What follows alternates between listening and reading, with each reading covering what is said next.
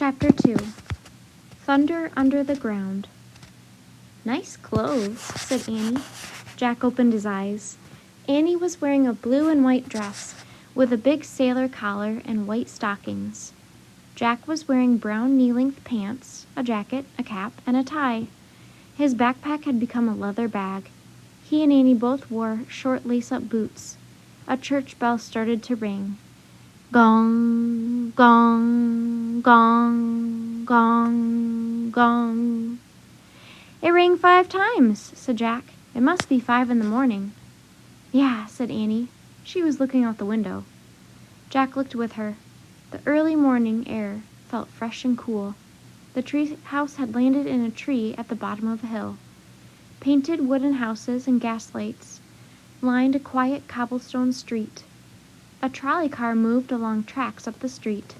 It rounded the top of the hill and disappeared. Tall buildings towered farther off. The sun was behind them, making pink streaks in the blue sky. "It's really pretty here," said Annie. "Yeah," said Jack. He opened the research book and read, "On Wednesday, April 18, 1906, San Francisco was the biggest city on the west coast of the United States. It had a population of 500,000 people. It was also one of the loveliest cities in the country." Jack pulled out his notebook. He wrote, "San Francisco, April 18, 1906. Biggest city in the West. Lovely, lovely." "Let's go!" Annie said impatiently. Jack looked back at the book. He wanted to learn more. "Now!" said Annie. She took the book and notebook away from him and put them into his leather bag. "Let's not waste any more time."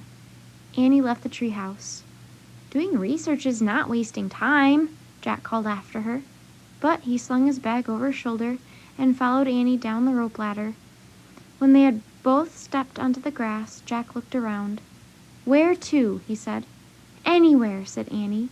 "Let's just explore and see the sights. We can be tourists." "Okay," said Jack, "but don't forget we have to find the writing for Morgan's library." They started up the cobblestone street. As they walked up the steep hill, the sun rose above the tall buildings. The early light turned everything to gold: stones, street lamps, and the glass windows of the silent houses. "It's so quiet and peaceful," said Annie. "Yeah, everyone must still be sleeping," said Jack. Suddenly out of the quiet came a deep rumbling noise. Jack stopped. He grabbed Annie's arm. "What's that?" he said. The noise got louder. It sounded like thunder coming from under the ground. The earth started shaking. Church bells clanged wildly. The whole street began to move. The cobblestones rolled like waves on the ocean. "What's happening?" Annie cried. Chimneys fell off roofs. Gas lights toppled over. Bricks crashed to the street. "Get down!" shouted Jack. "Cover your head!" Jack and Annie crouched on the ground with their arms over their heads. All around them was rumbling, clanging, crashing, and breaking.